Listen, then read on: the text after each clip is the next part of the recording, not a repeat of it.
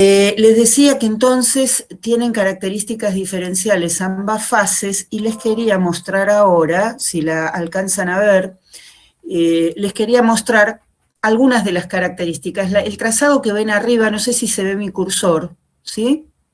Sí, se ve. Sí, El trazado, se ve. perfecto. El trazado que ven acá arriba es el trazado en vigilia. Si ustedes comparan con los demás trazados, ¿cómo les parece que podemos decir que es este trazado de vigilia con respecto a su amplitud y a su frecuencia? Como más constante. ¿Eh? Como más constante. Más regular, más constante, ¿y qué más? Las ondas son de menor amplitud. De menor longitud. Exacto. Menor amplitud, son más chiquitas, tal cual.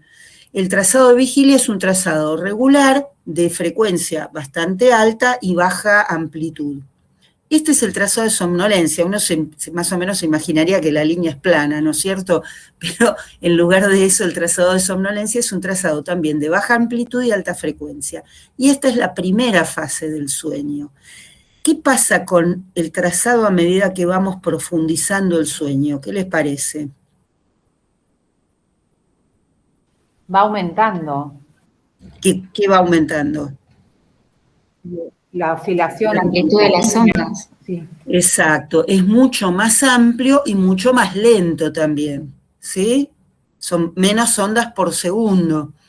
Y en realidad esa es una característica que tiene todo el sueño no REM hasta el sueño profundo. Vamos a ver que en el primer estadio, tenemos ondas que son más o menos parecidas a las de la vigilia, de baja amplitud, de una frecuencia relativamente lenta, de 3 a 7 ciclos por segunda, que es el ritmo zeta, ¿sí? Con TH. La persona tiene una reactividad bastante disminuida, empiezan en sueños, cierta disminución de la capacidad de recordar las experiencias, etc. Esta sería la fase 2 del sueño, que es la que prevalece, ¿sí? Forma una parte importante de todo el sueño, más o menos la mitad del sueño es fase 2, y se caracteriza por estas chiquititas estructuras que vemos acá, que se llaman usos de sueño. No tiene mucha forma de uso, pero bueno, sabemos que los médicos son generan muchas imágenes extrañas, ¿no es cierto? Pero estos usos son trazados de alta frecuencia que tienen una amplitud creciente y decreciente, que se llaman usos de sueño y nos marcan la entrada a la fase 2, y que a veces están precedidos por estas ondas grandotas que se llaman ondas K, que son grandes ondas de comienzo negativo, ¿sí? Esto quiere decir que la persona ya está durmiendo, ¿sí? Y finalmente viene esta fase, que es la fase de sueño delta, justamente es un trazado lento, que es de muy grande amplitud, ¿sí? Que es lo que caracteriza, estas ondas grandotas y lentas caracterizan al sueño profundo, a la fase 3 y a la fase 4 del sueño no REM, y el cambio de una a otra fase se da por el porcentaje de sueño delta, ¿sí? Cuando el delta supera la mitad, el 50% del trazado, estamos en sueño 4, en fase 4, que es esto que estamos viendo acá, porque fíjense cuántas ondas delta que hay, un montón, ¿sí? El sueño no REM, toda esta primera parte se caracteriza, como dice acá, por un sistema nervioso autónomo que está regular, la respiración es regular, la frecuencia cardíaca, el flujo, el consumo de oxígeno del cerebro es similar al de la vigilia, y hay algunas hormonas que se producen en mayor cantidad. Ustedes saben que nuestro ciclo hormonal es un ciclo circadiano, tiene toda una periodicidad dada por la vigilia y el sueño, y durante el periodo de sueño REM aumenta la secreción entre otras de estas hormonas, la STH, que es la somatotrofina, es la hormona hipofisaria encargada del crecimiento, la prolactina, que es una hormona también encargada de la formación de leche en la madre embarazada, perdón, me estoy confundiendo con la enzima, la LDH, la hormona luteinizante, que es la que hace que una vez que el óvulo se liberó del ovario, se forme el cuerpo lúteo, o sea, son hormonas que tienen que ver con distintas funciones del organismo. Y después viene la fase REM, que es esta que está abajo. ¿A qué se parece la fase REM? Cuando está en vigilia. Exactamente, el trazado es muy parecido al de la vigilia y el consumo de oxígeno en fase REM supera al de la vigilia. Es mayor todavía. Esto nos habla de una actividad neural muy importante durante el sueño no REM, donde vamos a tener justamente lo que le da el nombre a la fase, movimientos oculares conjugados, que son a predominio horizontal. Si vieron a alguien durmiendo, seguro vieron la fase REM, cómo los ojos se mueven para un lado y para el otro muy rápido. El tono muscular está reducido, puede haber algunas sacudidas fásicas, ¿sí? Pero en términos generales hay una hipotonía, ¿sí? El sistema nervioso autónomo se pone irregular, hay fluctuaciones de la presión arterial, de la frecuencia cardíaca y respiratoria, hay erecciones en la fase REM, y también se liberan otras hormonas como la antidiurética y los corticoides, ¿sí? Por la corteza suprarrenal. Por otra parte, la actividad onírica no es igual en las dos fases. ¿Ustedes saben qué diferencias hay entre una y otra? No. Bueno, normalmente en fase REM los sueños son mucho más vívidos, mucho más complejos y ricos en el tipo de estímulos que los componen, ¿sí? Mientras que en fase REM los sueños son fragmentarios, son mucho más pobres, con menos carga emotiva incluso, ¿sí? Excepto en el caso de los terrores nocturnos, que son pesadillas del sueño no REM, que ahora vamos a ver por qué se ven más en la primera parte de la noche, y que tienen un contenido emocional muy elevado, aunque el recuerdo puede no existir o ser muy fragmentario una vez que la persona se logra despertar, ¿sí? Esta secuencia de etapas se van sucediendo de una forma bastante característica que vamos a mostrar acá. Normalmente se dice como de ciudad moderna, en el sentido que hay edificios altos y chiquitos, y acá tenemos, por ejemplo, evidenciada, esto sería la vigilia, ¿sí? La persona se acuesta, se duerme, entra en fase 1, ¿sí? Después profundiza y se va a la fase 2, y después entra en el sueño más profundo, que es el delta. Después vuelve nuevamente a fase 2 y tiene su primer REM. El REM se da aproximadamente, o toda esta secuencia se da aproximadamente en fases de 1 hora y media, de 90 minutos, ¿sí? Cada 90 minutos vuelve a haber un REM. Cuando la persona tiene el REM, vuelve a fase 2, después vuelve al sueño profundo, otra vez fase 2, otro sueño profundo. Por eso les decía que la fase 2 es de la más presente durante todo el sueño. Ustedes acá ven que tenemos varias repeticiones del REM. Estos ciclos, que se llaman ciclos de Kleitman, se repiten cada 90 minutos aproximadamente, y a medida que la noche va transcurriendo, el REM se hace más presente, ¿sí? Más prolongado y más frecuente en el sueño.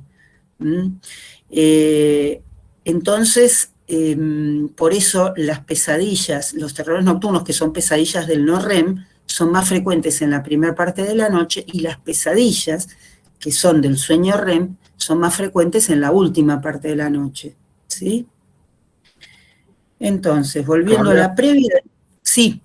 Estuve leyendo del apunte y vi que por eso también que tendríamos de 4 a 6 sueños por la noche, ¿no? Y justamente de este tema del REM, que sería de la parte donde los sueños están más profundos, que serían sueños más complejos, sería entonces por ese motivo que difícilmente nos recordamos de los primeros sueños que ocurren en la fase 1 y de la fase 2, ¿no? Sí, puede ser, porque además tendríamos, cuanto más cerca nos despertemos de la actividad onírica, más nos vamos a acordar, ¿sí? Como normalmente no nos despertamos hasta la mañana, es más probable que nos acordemos de los sueños que están más cerca. De todas maneras, una aclaración: no es que tengamos 4 a 6 sueños por noche, por ahí vamos a tener más sueños por noche, pero las fases REM aparecen entre 4 y 6 veces por noche. porque a lo mejor en un REM vamos a tener más de un sueño, ¿sí? Pero en términos generales es así como vos dijiste. A ver, me salí de la pantalla para dar un permiso y se me dejó afuera. Bueno. Perdonen, voy a tener que cerrar otra vez y abrir otra vez. Vamos. Profe, entonces, los terrores nocturnos son de la fase no REM y las pesadillas de la fase REM. Exactamente, así es. Por eso muchas... No entendí mucho qué diferencia hay entre pesadilla y terror nocturno. Eso, que lo que decía recién tu compañera, los terrores nocturnos se dan en fase no REM, ¿sí? Son como si fueran pesadillas, pero suceden en el sueño delta, en el sueño profundo. Por eso es tan difícil despertar. Si alguna vez vieron un chico con terrores nocturnos, que hay cierta edad que es más o menos común, es muy difícil despertarlo. Por ahí el chico está gritando, llorando, y no hay forma de despertarlo, y cuando se lo logra despertar, no tiene ni la menor idea de por qué estaba llorando. Casi no se acuerda del sueño, o por ahí se acuerda algo muy fragmentario del sueño. En cambio, en las pesadillas, el despertar es más fácil y la persona generalmente recuerda bien el contenido de la pesadilla. Perdón, pero hay algo que no entiendo. ¿El sueño profundo no es el REM? ¿O estoy equivocada? No, el sueño profundo es el sueño delta. Las fases 3 y 4 son sueño profundo. Listo. ¿Sí? Porque en realidad, vamos a ver, de hecho, como decíamos, durante el sueño REM, que es mucho más parecido en su trazado a la vigilia, y hay un consumo de oxígeno incluso más alto, hay como, incluso si ustedes escuchan alguna vez una persona, por ejemplo, las personas deprimidas a veces tienen mucha actividad onírica y se despiertan cansadas. En parte es por la depresión y en parte también porque suele aumentar la densidad del REM a lo largo de todo el sueño. Pero se considera sueño profundo el sueño delta. Vamos de vuelta con la presentación. El sueño delta son solamente la fase 3 y 4, no toda la fase no REM. Exacto, solo la 3 y la 4, donde aparece una mayor densidad de ese trazado delta. ¿Sí? En un adulto joven normal, las fases tienen esta duración que figura acá. El REM ocupa más o menos un 25% del sueño, el sueño delta profundo un 20%, un 50%, como les decía antes, la fase 2 y un 5% la fase 1. Digo en un adulto joven normal, en condiciones normales también, porque si estamos muy ansiosos, a lo mejor la fase 1 va a durar un montón y estamos dormitando sin lograr dormirnos profundamente, por ejemplo. O como les decía, en una persona deprimida, el REM, que debería tardar más o menos 1 hora y media en aparecer, aparece mucho más rápido. Entonces hay variaciones que tienen que ver con el estado normal o patológico y otras que tienen que ver con la edad. Por ejemplo, en los chicos recién nacidos hay partes de sueño paradojal o sueño rápido o sueño REM y partes de sueño que es indiferenciado. Las distintas fases del sueño REM van apareciendo a lo largo del primer año de vida, ¿sí? Pero el sueño REM ocupa un 50% del total del sueño, ¿sí? Fíjense cuánto más ocupa en un niño chiquito el sueño REM. Con lo cual, obviamente, esto hace pensar que el sueño REM tiene importancia para la formación o el crecimiento, el aprendizaje, el desarrollo del sistema nervioso. En el anciano, el sueño REM disminuye, puede bajar hasta un 15%, mientras que aumenta el número de despertares. Cualquiera que tenga a su abuelo o abuela y le hayan contado cómo duermen, se despiertan muchas más veces, el sueño tiende a prevalecer la fase 2 y hay menos sueño profundo, y también hay menos sueño REM. Son todas variaciones que tenemos normalmente. A ver, ahí va. ¿Sí? Una pregunta, ¿desde qué punto puedo considerar como patológico esa pérdida de la capacidad de los sueños? O sea, la disminución del sueño REM, por ejemplo, sería patológico a medida que, por ejemplo, los neuronas suelen disminuir su capacidad de función o no. ¿En el anciano decís vos? Sí.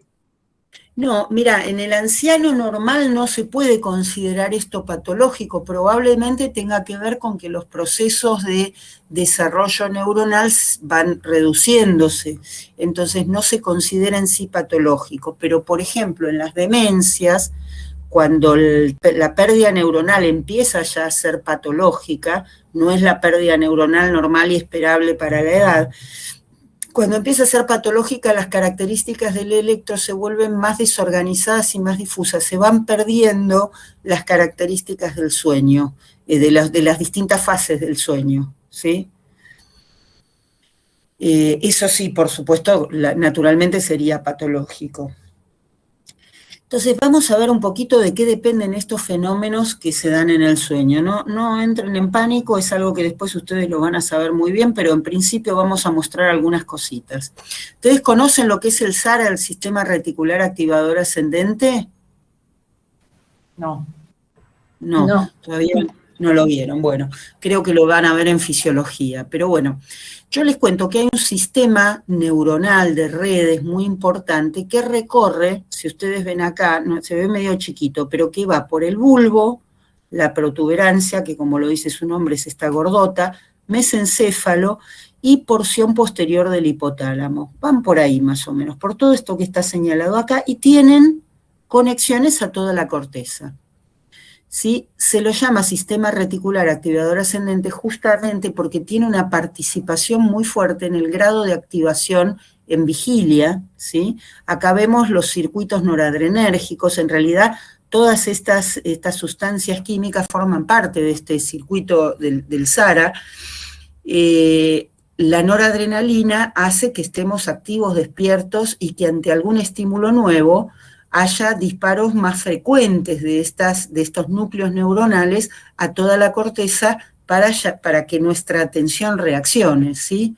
Cuanto más novedoso es el estímulo, cuanto más riesgoso es el estímulo, mayor va a ser la frecuencia de disparo. Cuando el estímulo se torna familiar, la frecuencia de disparo empieza a bajar nuevamente, ¿sí? Para que nosotros estemos despiertos, tenemos que tener un buen disparo de adrenalina, ¿sí? Cuando la clase se torna muy plomazo y ustedes empiezan a dormir, la adrenalina empieza a bajar su actividad y empieza a prevalecer la serotonina, ¿sí? Acá vemos también en la protuberancia que ven que hay acá unos redondelitos que son los núcleos del RAFE de la protuberancia. Todo esto lo van a ver en anatomía o en neurofisiología o en neurología o en psiquiatría si quieren hacer la especialidad, pero básicamente para que tengan una idea, o sea, en ese mismo sistema reticular ascendente activador están también las neuronas serotoninérgicas, que son las responsables del sueño no REM, ¿sí? Baja la actividad noradrenérgica, sube la serotoninérgica y nos empezamos a dormir plácidamente. Ahora, ¿cómo hacemos para tener REM? Para tener REM necesitamos que también la función serotoninérgica baje y prevalezca la función colinérgica. Esta función colinérgica depende de unos núcleos que no están acá, no se ven, pero que estarían, digamos, en la zona posterior del tálamo, por ahí, que son neuronas colinérgicas, y estas neuronas lo que van a generar, con también disparos periódicos, es uno y todos los fenómenos del REM, mejor dicho, no solamente un fenómeno del REM. Acá veíamos lo que decíamos recién, ¿no? El SARA, que es responsable de todos los fenómenos del sueño, porque aunque se lo llama activador, alguien está preguntando, no sé, bueno, volvemos a la ventana. Ay, Dios, perdón, porque pensé que era alguien que estaba pidiendo presente. Ahí volvemos. Les decía que el SARA es responsable de todos los mecanismos vinculados al sueño, no solo de la vigilia. Acá tenemos los núcleos serotoninérgicos, que son los que nos facilitan el sueño no REM, y el campo tegmental de células gigantes de la protuberancia, que se activan periódicamente ¿saben cada cuánto se activa este campo tegmental gigantocelular? No. ¿Cada No. cuánto teníamos un REM? Cada 90 minutos. Hora y media. Cada hora y media. Bueno, este campo se activa cada media hora, ¿sí? O sea que posiblemente después de 3 activaciones de este campo se junta suficiente acetilcolina para generarnos el REM. Estas células gigantes se proyectan a través de una estructura que se llama cuerpos geniculados, que están en la parte posterior del tálamo, a la corteza visual y a los centros asociativos, y también a la corteza motora. ¿Qué hace esto? Por un lado, una de las cosas que hacemos durante el REM, que es mover los ojos, ¿sí? Movemos los ojos. Por otro lado, estimula la corteza visual y los centros asociativos, ¿para qué? Para las imágenes del sueño. Ustedes saben que el sueño es muy rico en imágenes visuales, por eso es como si fueran especie de alucinaciones los contenidos de los sueños, porque tienen una vividez muy grande, ¿verdad? Entonces, el estímulo de la corteza visual y de los centros asociativos lleva a generar las ricas imágenes del sueño. También lleva, a través de estimulación del área coclear, que está en el oído, ¿sí? Y que es responsable del movimiento, o sea, de la sensación de movimiento y equilibrio, a las sensaciones de movimiento que tenemos durante el sueño. Ustedes vieron que las sensaciones más destacadas en el sueño son visuales y de movimiento, ¿verdad? ¿Sí? ¿Les pasa lo mismo? Sí. Sí. Bueno, esto tiene que ver con el estímulo de estas células de la protuberancia, células gigantes del sistema reticular activador ascendente, que estimulan nuestra corteza motora, nuestra corteza visual y los centros asociativos, y que estimulan la zona coclear. Sin embargo, otras sensaciones, como las sensaciones de dolor, la sensación de movimientos finos, no gruesos, las sensaciones de olfato, no tienen vividez, pueden aparecer en un sueño, pero no tienen la vividez del movimiento o de las imágenes que tienen los sueños, ¿sí? Porque tienen más bien que ver con una evocación que con una estimulación directa de la corteza y los centros de asociación. ¿Sí? ¿Se entiende lo que digo? Sí. Sí, bien. como que sería como un recuerdo, digamos, el tema del dolor o el movimiento fino es más un recuerdo que una vividez del momento. Exactamente, tal cual. A ver. Entonces, bueno, acá tenemos lo neuroquímico que también dijimos, que el sueño no REM depende de que se reduzca la actividad noradrenérgica y la presencia de serotonina. El sueño REM con la reducción de las dos anteriores y el predominio de la acetilcolina, y hay otras sustancias, no importa que ustedes las sepan, se las menciono como para que tengan idea de que estas sustancias participan, como la histamina. Ustedes vieron que los antihistamínicos nos dan sueño porque la histamina es activadora, ¿sí? Otras, la dopamina también, los corticoides generalmente también pueden producir insomnio, y hay otras muchas, pero muchas sustancias, yo acá les puse unas pocas, pero en realidad hay cualquier cantidad de sustancias en el organismo que tienen funciones prohipnóticas o despertadoras y que se van a interrelacionarse y van a dar un emergente que es justamente nuestro estado de sueño o de vigilia. Entonces, esto con respecto a la parte neurofisiológica y a las características del sueño. Ahora, ¿qué pasa con la parte psicológica? Sí, decime. Un segundo, no me quedó claro, o sea, ¿qué es el campo tegmental, ese gigantocelular? Ese campo, claro, sí. Es un grupo de células que están en la protuberancia, ¿sí? En el techo de la protuberancia, en esta zona. La protuberancia es esta gordita, ¿no? Ahí la vemos mejor. Bueno, hay una zona de células gigantes que están en la protuberancia, que proyectan en la parte de atrás del tálamo, que son los cuerpos geniculados, y que de ahí van a ir a la corteza visual y centros asociativos, que está el lóbulo occipital, ¿sí? no importa, o sea, el campo se llama así, tegmental ventral, pero en realidad no importa tanto que ustedes, bueno, se acuerden exactamente el nombre, sino que ustedes sepan que de esa zona de la protuberancia, así como hay otras neuronas como las serotoninérgicas o como la estructura más importante noradrenérgica, que es el locus ceruleus, todos están en la protuberancia y todos forman parte del SARA y todos proyectan a corteza. ¿Sí? O sea que según cuál prevalezca, vamos a tener vigilia o distintas fases del sueño. ¿Sí? Ok. ¿Se entendió un poco mejor de qué es este campo tegmental gigantocelular? Sí. ¿O pontino? Ahí está. Bueno, vamos para atrás entonces. ¿Alguna otra duda sobre la parte neurofisiológica? Bueno. ¿Sí? Sí, decime. Tengo una consulta. ¿Una persona que tenga alguna enfermedad neurodegenerativa va a tener un cambio en esos patrones? Depende qué tipo de enfermedad neurodegenerativa, cuánto afecte las distintas áreas involucradas.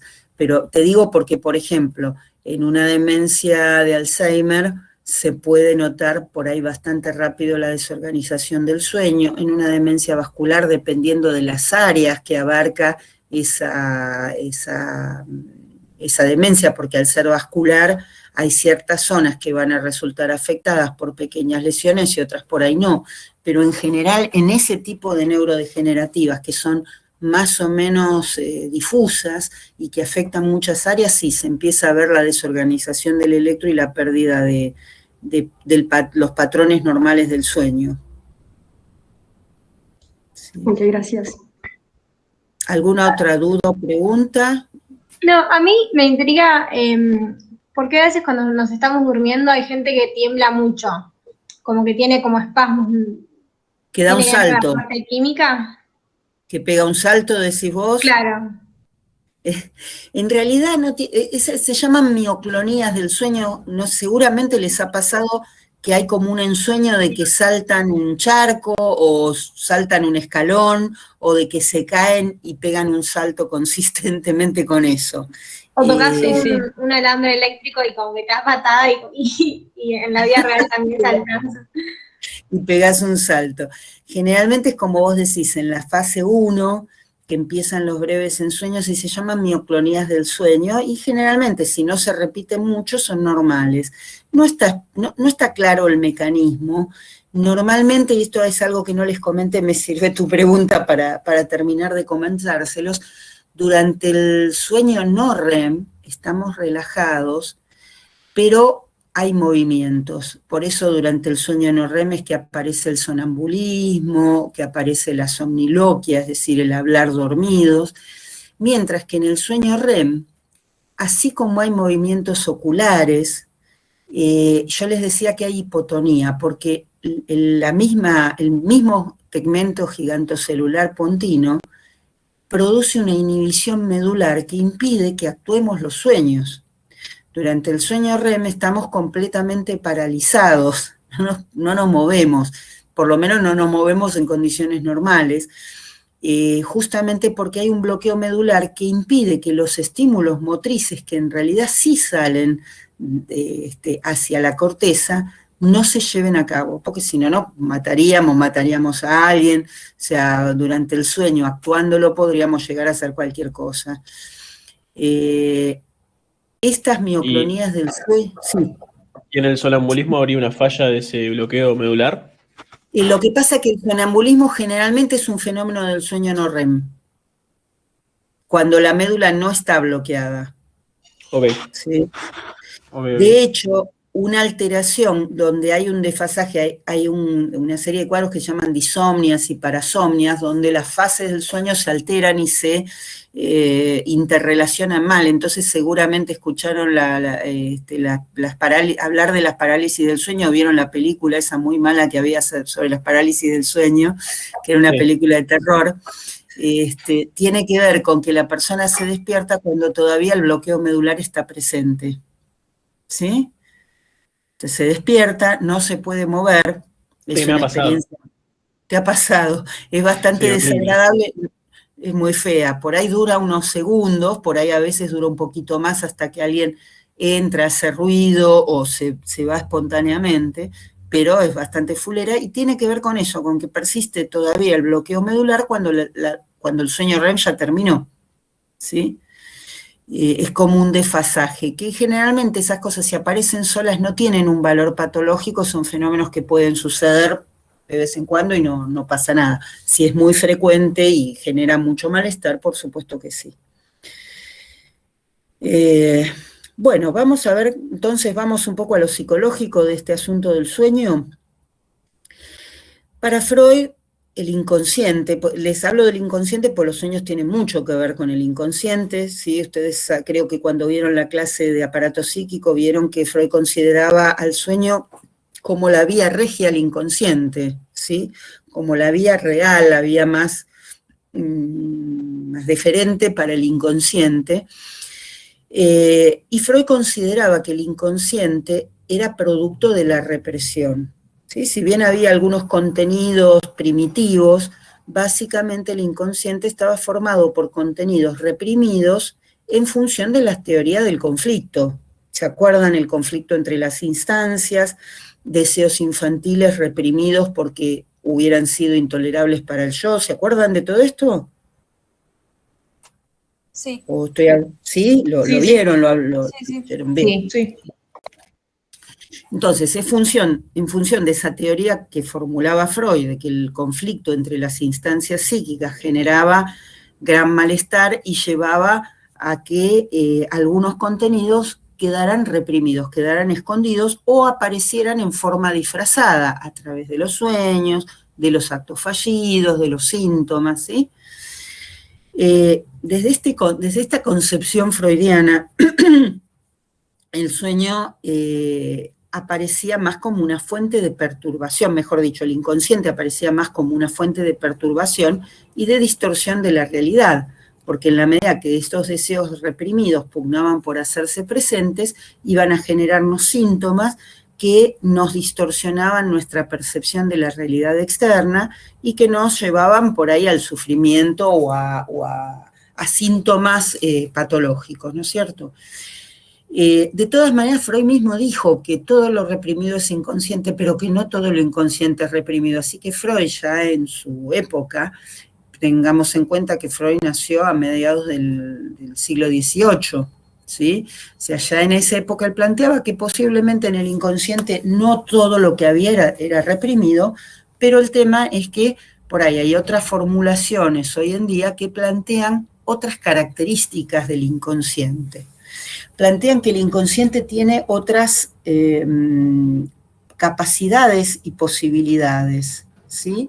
Por un lado, que todo contenido es primero inconsciente, porque en realidad se vio que nuestro organismo capta los estímulos, sean internos o externos, en milésimas de segundo, mientras que la conciencia los capta entre medio segundo o una quinta parte de un segundo. Es decir, nuestro consciente es mucho más lento para percibir las cosas que nuestro inconsciente. ¿Ustedes vieron alguna vez, seguramente les pasó buscando algo, que empiezan, revuelven un lugar, el otro, cierran una puerta y después se dan cuenta de que lo que buscaban estaba ahí adentro y abren la puerta de nuevo? ¿O vuelven para atrás? ¿Nunca les pasó? Sí. Bueno, en algún lugar esa percepción quedó hasta que tomamos conciencia de ella, ¿no es cierto? Porque el registro está, solo que no teníamos conciencia hasta unos instantes después. Esto tiene que ver con esto que decíamos, con que la velocidad de captación del inconsciente es mucho mayor, muchísimo mayor que la de la conciencia. Por otro lado, el inconsciente también tiene la capacidad de almacenar y de recibir una cantidad de estímulos con los cuales nuestra conciencia se saturaría. ¿Sí? Algunos investigadores estudiaron lo que se llama el campo de la conciencia, que es la capacidad que tiene nuestra conciencia de captar al mismo tiempo una serie de objetos en un determinado momento. Y este campo es bastante limitado, ¿sí? Pero sin embargo, hay una cantidad de información que nosotros estamos recibiendo constantemente, de la cual no tenemos conciencia, pero que sin embargo va a influir en nuestra conducta, en nuestros actos, etc. Por ejemplo, la forma en que nosotros nos manejamos cotidianamente, cuando vamos a un negocio, cuando vamos a comprar algo, a elegir algo, que no es seguramente la forma en que nos manejaríamos en otro lugar del mundo que no conocemos, ¿sí? Esto tiene que ver con una cantidad de información que vamos almacenando del contexto y de la cual por ahí no tenemos mucha conciencia o mucho conocimiento concreto y consciente, pero que incide en nuestra conducta, ¿sí? Hay como códigos de comportamiento de los cuales uno no tiene conciencia, pero que sin embargo los maneja y los obedece, ¿sí? Entonces, todo eso, el inconsciente se ocupa de almacenarlo, categorizarlo, procesarlo y permitirnos el acceso para que podamos utilizarlo, ¿sí? Entonces, en ese sentido, el SEF tiene un rol creativo, por ejemplo, como dice ahí, la creatividad no es totalmente consciente. Si le preguntan a cualquier persona, a cualquier artista, a cualquier escritor o a cualquier plástico, de dónde viene su creatividad, seguramente les va a explicar que hay cosas que pueden tener relación con experiencias y otras que no sabe de dónde vienen, ¿sí? Y la construcción del mundo que hacemos va a depender mucho de contenidos inconscientes.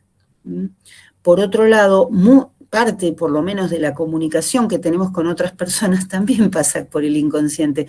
Ustedes vieron que en general los chicos suelen contagiarse, entre comillas, de los sentimientos o de la emocionalidad de los padres, por ejemplo, aunque los padres traten de no expresarla.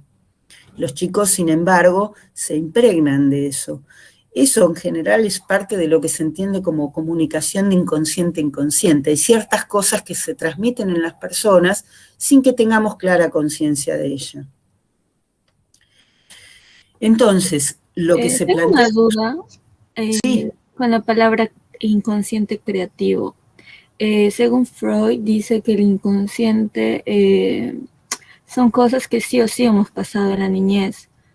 O sea, nada nos lo inventamos, ¿no? Al menos eso entiendo. Puede ser que un momento creemos cosas que no existen, ¿eso se llama inconsciente creativo?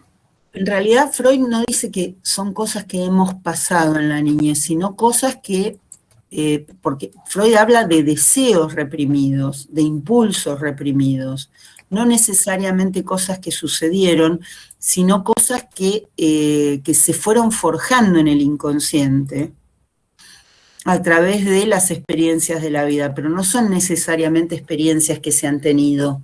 ¿Sí? No sé si me explico. Pensamientos, deseos, sí. O sobre todo impulsos, o al componente energético y de representación de ciertos impulsos, como un deseo edípico, por ejemplo. ¿Sí?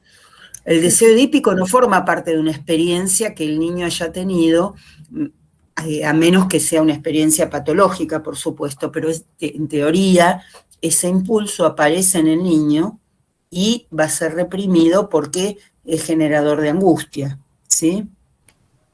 Sí, gracias. No.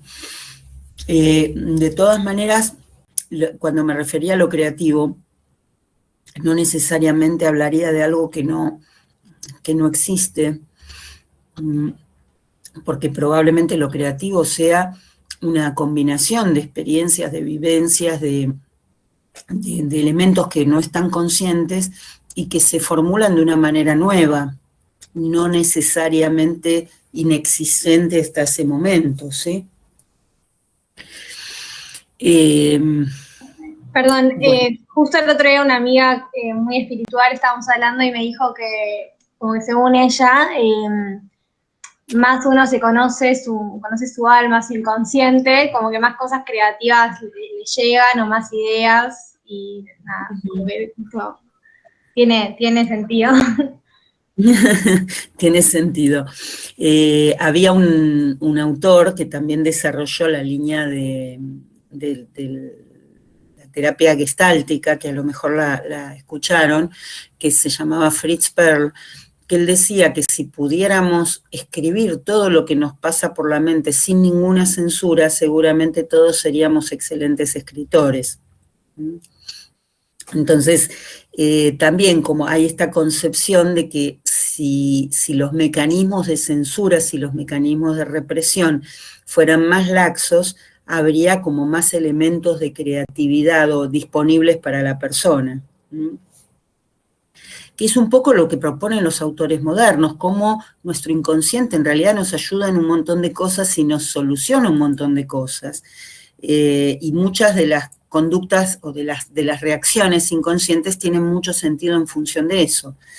Entonces, ¿por qué mecanismos un contenido puede llegar a ser inconsciente? Uno, por supuesto, es la represión, como decía Freud. Otra causa de que un contenido sea inconsciente es la selectividad.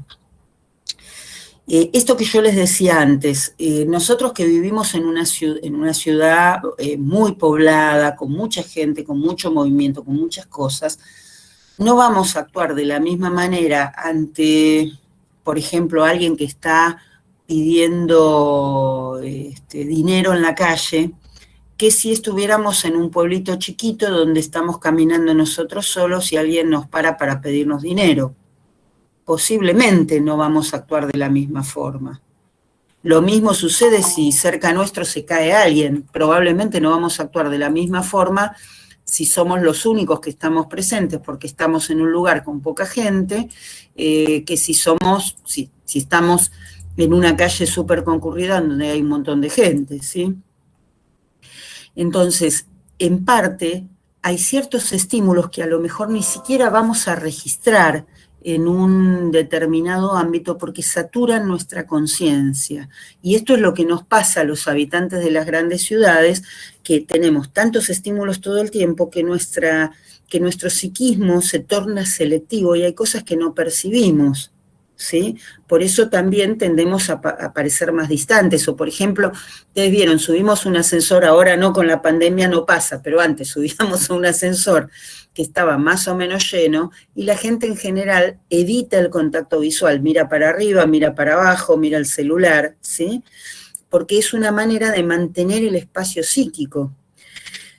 Entonces, nuestra necesidad de no saturarnos estimulativamente nos lleva a que muchos contenidos queden en el inconsciente y no pasen a la conciencia. Otro motivo por el cual un contenido puede permanecer inconsciente es la disonancia cognitiva, ¿sí? Cuando algo nos resulta disonante, es probable que tendamos a no percibirlo. Ustedes seguramente han escuchado casos de alguien que dice, pero la esposa lo engañaba, todo el mundo se había dado cuenta menos él, por ejemplo, ¿sí? Ciertas cosas que nos producen malestar o disonancia tienden a ser ignoradas desde un punto de vista de mantener nuestra consonancia cognitiva. Cuando hacemos una elección, por ejemplo, elegimos entre dos alternativas que ninguna de las dos es perfecta. Por ejemplo, tenemos que elegir un departamento para vivir. Uno tiene cosas buenas, el otro también, los dos tienen cosas malas, es difícil elegir. Cuando tomamos una decisión, tendemos a desestimar o a no registrar aquellas evidencias que van contra nuestra decisión. Esto es un fenómeno muy estudiado, ¿sí? Entonces, tendemos a eliminar lo que contradiga la decisión que ya tomamos para no seguir dudando. Esto a las personas que tienen rasgos obsesivos y que tienden a dudar mucho se les hace muy difícil y lo padecen bastante. Ese es otro motivo por el cual algunos contenidos pueden ir a parar al inconsciente, ¿sí? Para mantener la consonancia cognitiva. O sea que en resumen lo que plantean muchos autores modernos, entre ellos el doctor Villén Aragón que nos ha visitado para las clases, es que el inconsciente tiene una función adaptativa y protectora, que no es solamente contenidos reprimidos. Eso, por supuesto, va a tener consecuencias sobre las concepciones que tengamos acerca del sueño. Vamos entonces a ver el tema del sueño. Yo les comparo con las formulaciones clásicas porque fueron las primeras formulaciones que alguien hizo acerca de los mecanismos psíquicos del sueño. Freud fue un revolucionario en su pensamiento y formuló una teoría enormemente abarcativa de muchas cosas del psiquismo, entre ellas el sueño, y es interesante poder tomar aquellas cosas que todavía siguen vigentes de esa concepción y revisar algunas de las que han sido revisadas a lo largo del tiempo, según un montón de evidencias, ¿sí? Freud decía que el sueño, hablando de la actividad onírica, ¿no es cierto?, es una actividad psíquica que se produce cuando la persona duerme y que emana de lo reprimido, surge de lo reprimido. Por eso es una vía regia al inconsciente.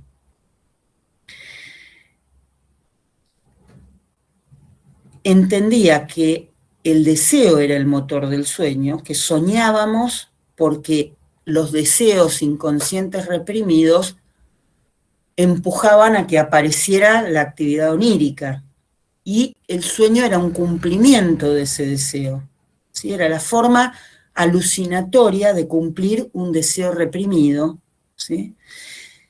Freud hablaba en su momento, describía un contenido manifiesto, que era el contenido que le veíamos al sueño, y un contenido latente, que era el contenido inconsciente, que había que lograr desenmascarar, ¿sí?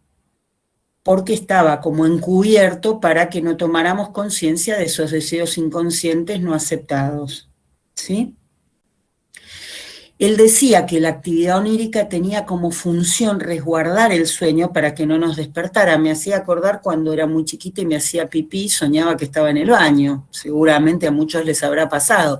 Pero bueno, él decía que justamente la actividad onírica era la forma que tenía nuestro psiquismo de resguardar nuestro sueño, porque si no, los deseos nos hubieran despertado, interrumpirían el sueño.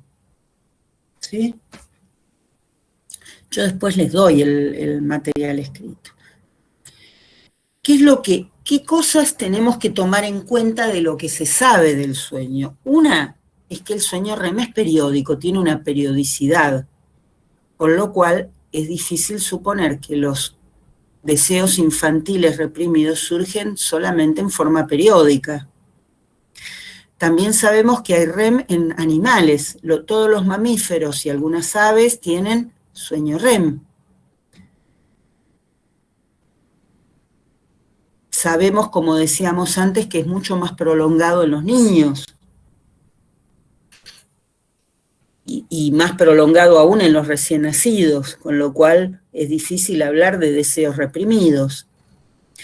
Sabemos que si no se permite tener sueño REM, si a una persona se la despierta cuando va a tener el REM durante un periodo prolongado, va a presentar síntomas psicóticos, ¿sí?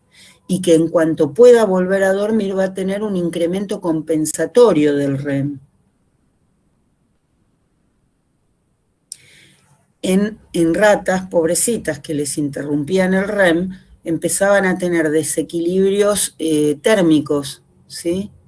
Empezaban a tener fluctuaciones de temperatura muy extremas y se morían.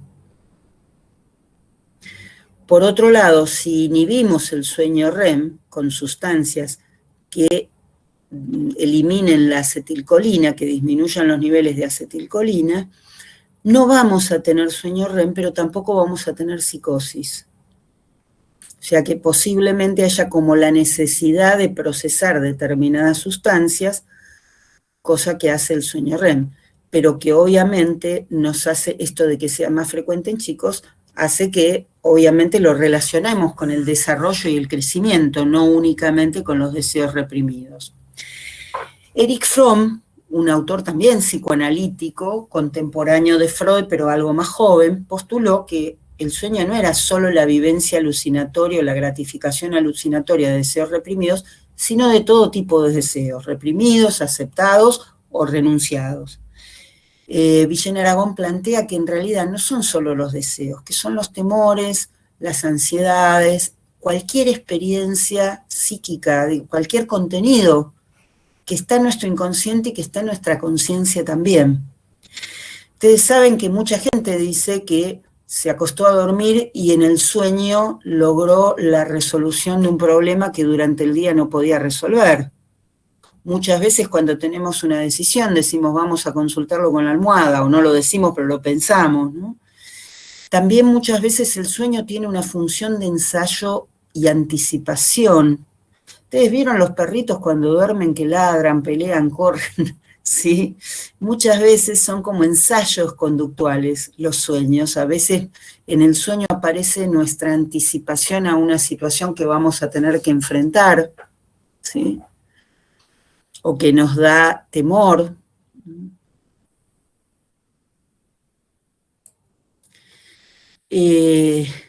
Bueno, es muy importante lo que decíamos antes, que el sueño neurofisiológico y el sueño psíquico son dos niveles del mismo fenómeno.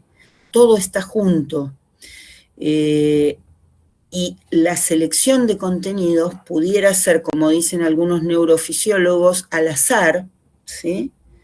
Que lo que aparece en un sueño simplemente da porque ese contenido casualmente pasó a formar parte del sueño, o podría ser también, como lo dice Villena Aragón, porque es un contenido que está muy representado en nuestra conciencia porque nos preocupa, también va a estar más representado en el inconsciente y tiene más probabilidad de aparecer en los sueños, ¿no es cierto? Entonces el sueño sería una forma de conocimiento, pero no solo del inconsciente, sino de todo lo que pasa en nuestra vida psíquica. De hecho, ustedes saben que los sueños se pueden condicionar, ¿sí? Uno puede condicionarse para soñar determinados contenidos. Hay toda una técnica que tiene que ver con estímulos olfatorios, auditivos, visuales, que se apliquen antes de dormir y que se relacionen con el tipo de contenido que queremos que tenga el sueño, ¿sí? Y en realidad esos contenidos forman parte de toda nuestro funcionamiento psíquico. Ahora, ¿qué es lo que hace que recordemos algunos sueños y no recordemos otros? Como decíamos antes, para Freud, los sueños no se recordaban porque tenían contenidos reprimidos y su recuerdo, su toma de conciencia sería muy angustiante para la persona. Entonces, o no aparecían y no se recordaban, o aparecían en forma disfrazada, ¿sí? Escondida por ese manifiesto, ese contenido manifiesto. En realidad, decíamos antes que el recuerdo de los sueños depende mucho de cuándo nos despertemos. Cuando nos despertamos en fase REM, el recuerdo de los sueños es muy alto, un 90 o un 95% de las veces vamos a recordar los sueños, ¿sí? Mientras que cuanto más lejos estemos del REM, menos vamos a recordar los sueños, ¿sí? Cuanto más nos vamos alejando del REM, más nos vamos alejando del recuerdo de los sueños, y sin embargo podemos llegar a recordar algún sueño, aunque nos despierten en fase no REM. Una de las cosas que se plantean es que al no estar la noradrenalina presente, fijando, la serotonina, fijando los recuerdos, estos se evaden, no quedan fijados en la memoria. Pero también hay algunos planteos relacionados con el tipo de contenido que hay en el sueño, ¿sí? Si tenemos que recordar todos los sueños, del mismo modo que si tenemos que percibir todos los estímulos, nos vamos a saturar. Entonces, un planteo económico dice que solamente recordamos aquellos sueños que tengan una utilidad para nosotros.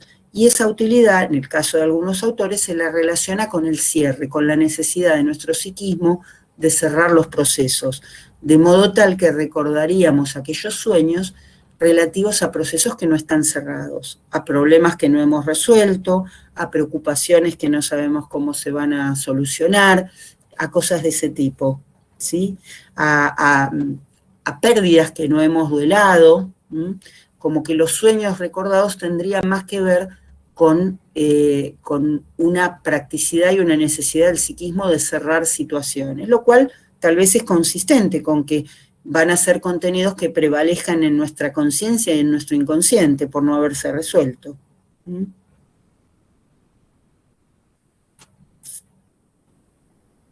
También eso explicaría o podría explicar por qué a veces cuando nos dormimos seguimos soñando lo mismo o por qué volvemos a soñar lo mismo varias veces, ¿sí?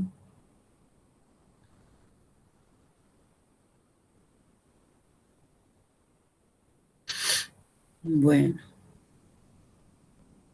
¿Alguna pregunta sobre esto? ¿Algún comentario? Todos tenemos experiencia práctica con los sueños, ¿no es cierto? Yo creo que tengo una pregunta. Sí. Si en los sueños puede llegar a manifestarse algún deseo reprimido que pueda llegar a afectar a la persona negativamente, como dice Freud, ¿por qué se manifestarían? O sea, ¿no sería un peligro para la persona llegar a recordar esa cosa negativa? Claro, sí, sin duda. Por eso Freud decía que en realidad no se recordaban los sueños porque los contenidos serían angustiantes para la persona, o que se recordaban pero en forma disfrazada y por ahí generaban sueños de angustia, ¿sí? Pero estaban distorsionados, estaban como remodelados para que el verdadero contenido no se pusiera de manifiesto. Ah, ok. ¿Sí? Gracias. ¿No? ¿Alguna otra duda o pregunta? Yo quería preguntar acerca de lo que eran los sueños lúcidos, de los que se habla, que es como que puedes controlar el sueño, puedes hacer lo que quieras en un sueño. ¿Eso dónde entra? En realidad, hasta donde yo sé, se suele llamar sueño lúcido cuando uno sabe que está soñando, ¿sí? Más que poder controlar. Yo no sé si ustedes alguna vez pudieron controlar un sueño. Yo no, la verdad no conozco a nadie. Yo sí. Yo no sé si controlar, Creo pero que no. estoy en el medio de un sueño y puede ser tipo, estoy en un sueño, despertarte y me puedo despertar. Poder despertar. Claro, me Yo puedo sí, despertar porque me doy cuenta que estoy soñando en el sueño. que está soñando. Yo lo A ver, máximo que me pasó fue como que soy consciente de que estoy soñando, o en teoría pienso, tipo, como que estoy soñando, y capaz que no controlarlo como cambiar cosas, pero es como que después acordarme lo que hice y decir, pero sí, yo quería hablar con esta cosa que aparece en mi sueño. Pero después me despertaba, como que duraba poco, esa conciencia duraba poca y después me era despertaba. breve. Facundo y Sabrina decían que sí, que han podido controlar los sueños. ¿Quieren comentar cómo ha sido esa experiencia? Yo no recuerdo la experiencia, pero sé que pude hacerlo. O sea, no me acuerdo ahora cómo, tipo, para explicarlo, pero sí que sé que he podido, tipo, o sea, tener control sobre mis acciones en un sueño, sí. Modificar lo que pasaba. Y Sabrina, no sé si tiene micrófono, pues me puso por el chat que sí. Profe, Bueno. usted dijo que los sueños son movimiento y, bueno, visual. Puede ser que auditivo también, porque me pasó una vez de que escuché un ¡ey! Algo así, alguien que me habló, me levanté, pero fue tan real, ¿viste? No sabía Que era si como, el sueño. ¿estabas profundamente dormida o era un sueño superficial? No, en un momento veía, digamos, lo que estaba a mi alrededor y bueno, como que escuché a alguien que me habló y ahí me levanté. Porque hay otro fenómeno, perdón, una cosita que termino de comentar lo que decía con respecto al tema del sueño, lo que preguntaban acerca de los sueños lúcidos. Es difícil porque en realidad tendría que haber un grado importante de conciencia durante el sueño para poder modificar, ¿no es cierto? Pero evidentemente no es imposible. En el caso de lo que vos decías de estar como muy próxima a la vigilia, Hay un fenómeno que se llama alucinaciones hipnagógicas o hipnopómpicas, que tienen nombres muy graciosos, pero son como fenómenos alucinatorios que pueden aparecer cuando uno se está durmiendo o cuando uno se está despertando.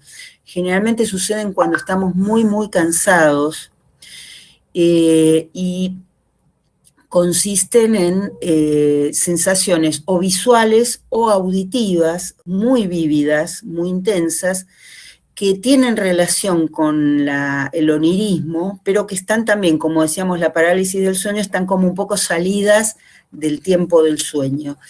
No son patológicas, si están aisladas no son patológicas, pueden formar parte del síndrome narcoléptico cuando están asociados a otros fenómenos patológicos.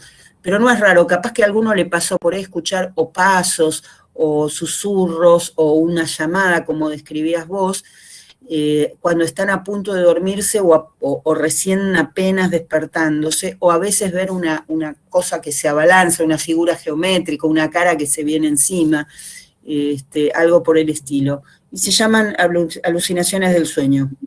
No, a mí justo me estaba acordando que hace poco me pasó que estaba durmiendo y no será la mañana, pero no me estaba despertando. Y como escucho que me llaman, como que me querían despertar, y como que me soplaban para despertarme. Y ahora los ojos convencida de que era una de mis hermanas para molestarme, yo convencía, porque como fue muy vivido la sensación del soplo. Y abro los ojos y no había nadie, estaba re dormida. No sé si habrá sido un espíritu. Ese puede ser un sueño también, eso puede ser un sueño. Lo que pasa es que no es que no haya sensaciones auditivas, que era lo que originalmente preguntaban.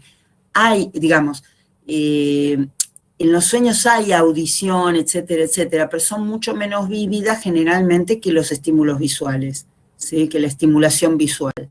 Pero bueno, evidentemente, como ustedes dicen, hay excepciones. Vos sentías el soplido y sentías la voz con mucha vividez, hasta el punto que te pareció que había alguien, ¿sí?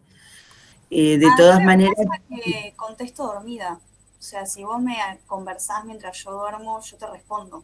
Obviamente nunca me acuerdo de lo que contesto. Claro. Mis amigos y mi novio me han llegado a grabar mientras hablo, y yo hablo normal bien. Tipo, me preguntan, ¿y qué querés ir a comer? Y yo les contesto, no, quiero ir a comer una media luna. Una vez me pasó, es muy gracioso porque me pasa siempre y me reusan mientras duermo y me hablan. Todos se matan de risa. Sí, me pasa mucho. Bueno, por eso decíamos a mí que me el sueño... pasó que llegué a salir de mi casa. A salir de mi casa. ¡Qué feo! ¡Qué peligro! Sí, fue horrible. Y Simón es mi amigo hace muchos años y viene a casa y te puede decir lo sonámbulo que soy y lo que hablo dormido. Es muy gracioso cuando duerme porque es, fuera de contexto, lo que vos le preguntas cosas y te tira cualquier cosa. Entonces, no sabés lo que te va a responder y yo digo que abusamos de ese privilegio de poder... Como a María Agustina también. Es exactamente lo mismo. Sí, yo te puedo llegar a contestar cualquier cosa. Y encima es algo de familia, porque mi mamá es igual. O sea, a mi mamá le hablas de noche y también te contesta. O habla sola directamente, ni siquiera le tenés que hablar. Profe, yo tengo una duda de cuando habíamos dicho de la evidencia de que si no se permite repetidamente la fase REM del sueño, puede presentar síntomas psicóticos. ¿Por qué llegaría a presentar síntomas psicóticos? Bueno, probablemente porque es una necesidad que tiene el cerebro de estar en ese estado, ¿sí? Colinérgico. Algunos autores dicen que, digamos, que son sustancias que tienen que llegar a metabolizarse durante esa fase del sueño y eliminarse.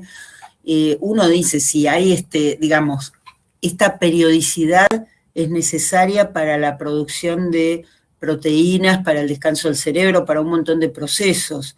Y de hecho, ustedes vieron que uno pasa una noche sin dormir y se siente acelerado, medio embotado, está más lento, o sea, nos produce efectos. Entre ellos la falta de descanso, ¿sí? Pero en el caso de la interrupción selectiva del REM, aunque la persona descanse y tenga sueño profundo, si no tiene REM igual produce esas alteraciones, pero no está totalmente claro por qué, ¿sí? Pero bueno, como te digo, uno de los postulados es como este que te digo, de cierta toxicidad de las sustancias que no se eliminan si no hay esa fase REM. Perfecto. Gracias. No, por nada. Bueno, la verdad es que es interesante porque uno puede incluso investigar el sueño. Cuando uno se propone recordar los sueños, mucha gente, por ejemplo, se deja un anotador y un lápiz o el teléfono para grabarse, y cuando se despierta recordando un sueño, lo consigna, y generalmente empieza a acordarse más de los sueños.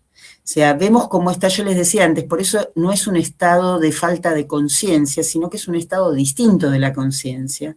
Porque la conciencia en alguna medida está cuando vos, María Agustina, te hacen preguntas y vos contestás bien, el registro está, no es consciente, ¿no? O será inconsciente la respuesta, pero en algún punto hay un funcionamiento psíquico que está conectado con lo que sucede en el ambiente, ¿sí? Y de hecho, el sueño REM recoge mucho los estímulos ambientales. Cuando hay ruidos o cuando hay cuestiones alrededor del durmiente, suelen incorporarse al sueño, ¿sí? Por ahí, seguramente a todos les pasó estar soñando que suena la alarma de los bomberos o cualquier otra cosa cuando lo que sueña es el despertador, ¿no? Fácilmente el sueño REM incorpora los estímulos ambientales. Entonces hay una interacción con lo que el organismo está percibiendo, está registrando, que no es procesada en la conciencia, pero que de alguna manera llega a obtener una respuesta.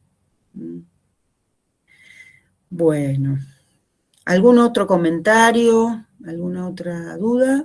Yo tengo una pequeña duda, porque solo una vez soñé, solo una vez soñé que yo me podía ver a mí misma, no sé si me dejo entender.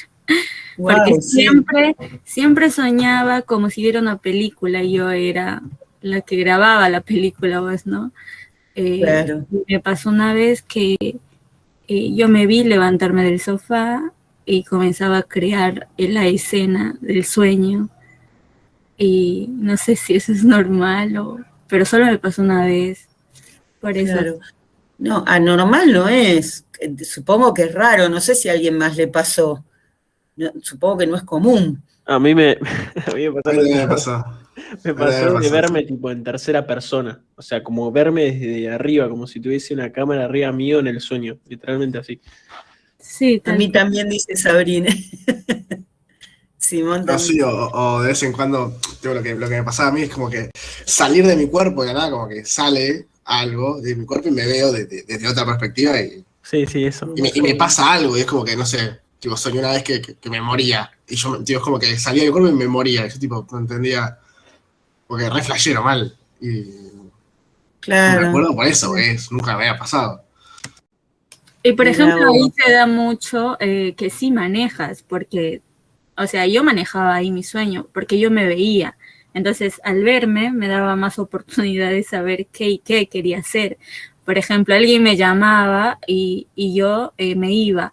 Me pasó con una persona cercana que falleció y yo a mí misma me preguntaba, decía, aprovecha, este es el momento de preguntarle todo lo que no pudiste preguntarle cuando estaba vivo.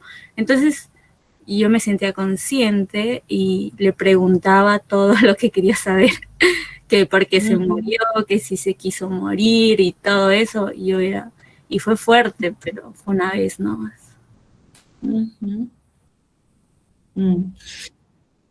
Sí.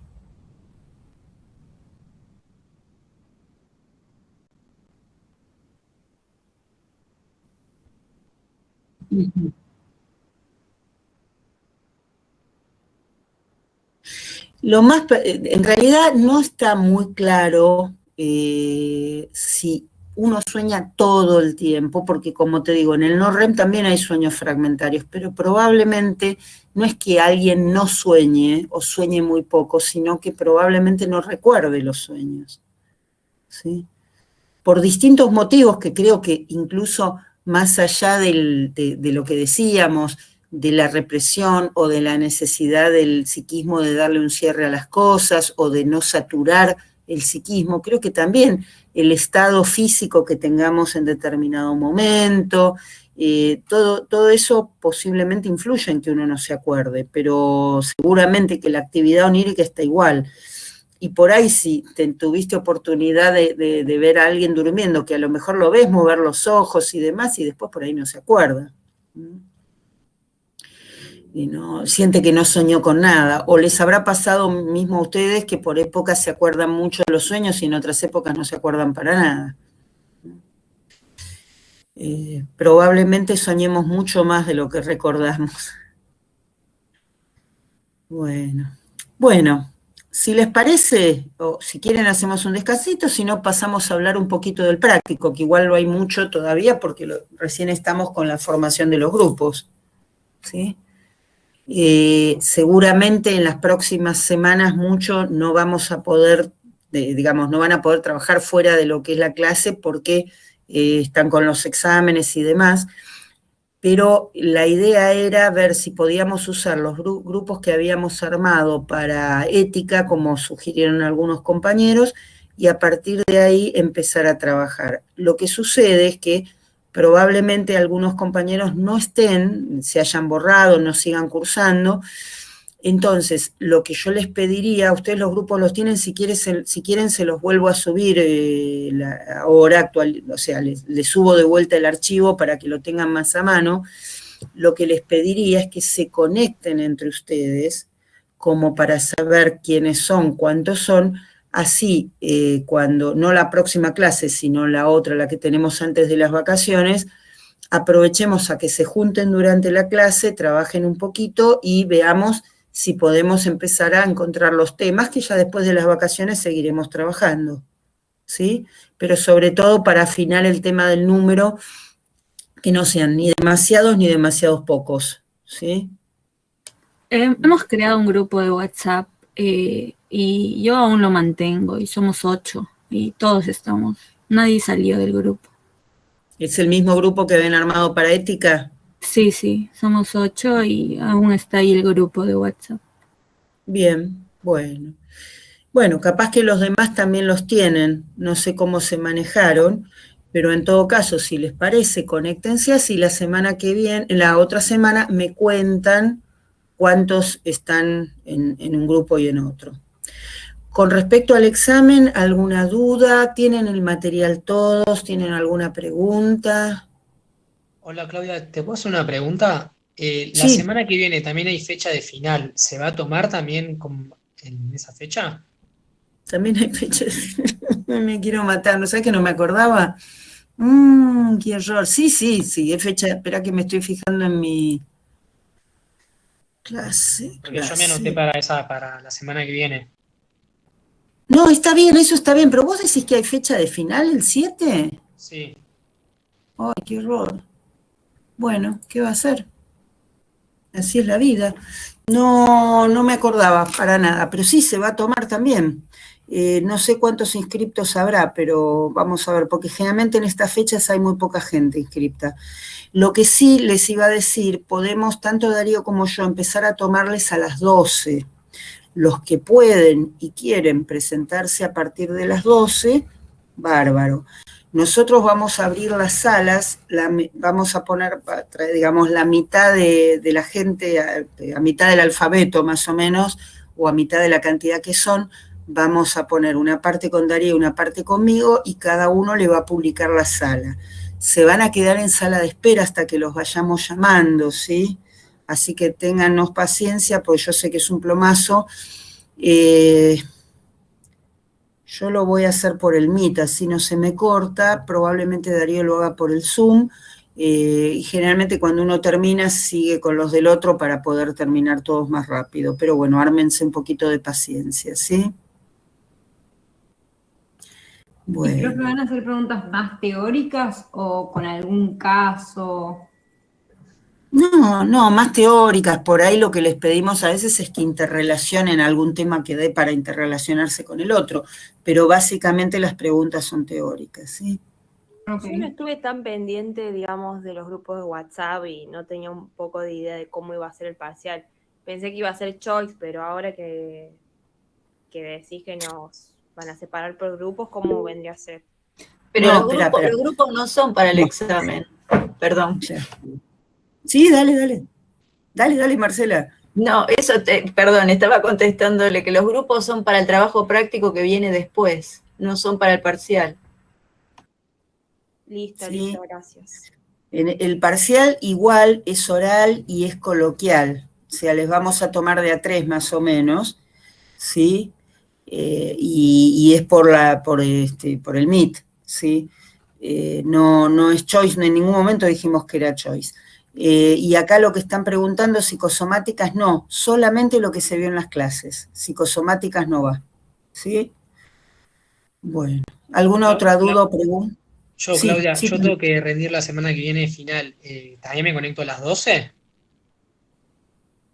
Pará, ¿tenés que rendir final de salud mental? Sí. Ah, ¿y qué estás, de visita? Sí, quería saber si se tomaba la semana que viene o no. Por eso. Sí, si hay fecha de final la tomamos, por supuesto que sí. En todo caso, sí, si querés conectar, a ver, espérate, hagamos una cosa, bueno, ¿vos en qué año cursaste, Tomás? Yo en el 2019. Ah, se pila. No, está bien, porque generalmente cuando hay fecha de final ponemos las direcciones en los grupos de los 2 últimos años, que son los que pueden rendir final, así que de cualquier forma los íbamos a poner, pero esperá si querés que publiquemos, y listo, avisándoles, pero si querés te podés conectar a este grupo a las 12 también. Dale, perfecto. Lo que pasa es que no sé cuántos más hay para rendir, voy a ver si me mandan las inscripciones. Quedamos así, entonces. ¿Alguna otra pregunta?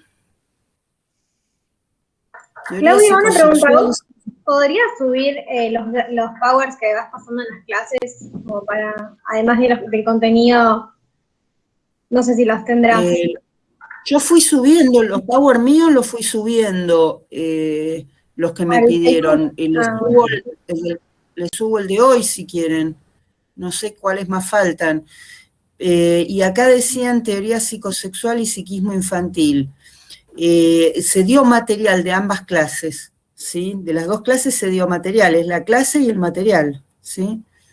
Y bueno, ahora les subo el PowerPoint de la clase esta, que está la parte de patología del sueño, esa ni la miren, no es para ustedes, ¿sí? Bueno, gracias, Matías. Gracias. ¿Alguien más? ¿Alguno? No, por favor. Hay una consulta más. Sí. Si yo decido dar el recuperatorio como parcial, ¿es la misma modalidad? Sí, es todo ¿Y los igual. mismos temas? Sí, los mismos temas. Ok, gracias. Y profe, tengo una pregunta. Para rendir en agosto como primer parcial, porque yo rindo el 5, el parcial de biología, ¿cómo hago? Sí. ¿Pido el certificado y después te lo muestro, te lo mando por mail? ¿O cómo sería el tema? No, el día que rendís me lo mandás o te lo pido, no te preocupes. Tiene, como les explicaba la otra vez, es importante si no les llega a ir bien. Si les va bien, no importa que tengan el certificado o no. El tema es si no les llega a ir bien porque necesitan tener un recuperatorio, ¿sí?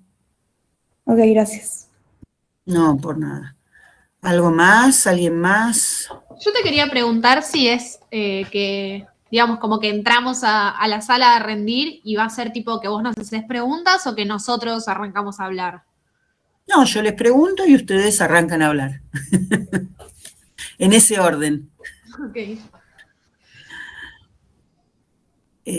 ¿Alguna otra duda? Para pedir el certificado para rendir en agosto, sí. ¿Lo puedo hacer ahora o es durante el examen que tengo que pedir el certificado? No entendí bien cómo es. Vas a pedir el certificado para mostrarte.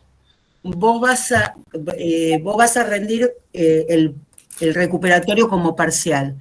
El certificado se los pedís al docente de la otra materia que estás rindiendo y que te coincide con la fecha de parcial. Sí. Ah, perfecto. Simón, ¿vos estás en Cátedra 1? Sí, estoy en Cátedra 1. Fíjate que yo lo mandé por el grupo que está el mail y el archivo de biología. Vos vas a rendir biología. Sí. Está en el grupo el archivo que está el mail y te explica todo cómo pedir el certificado. Si querés. Ah, perfecto. O sea, lo vuelvo a reenviar por el grupo si querés.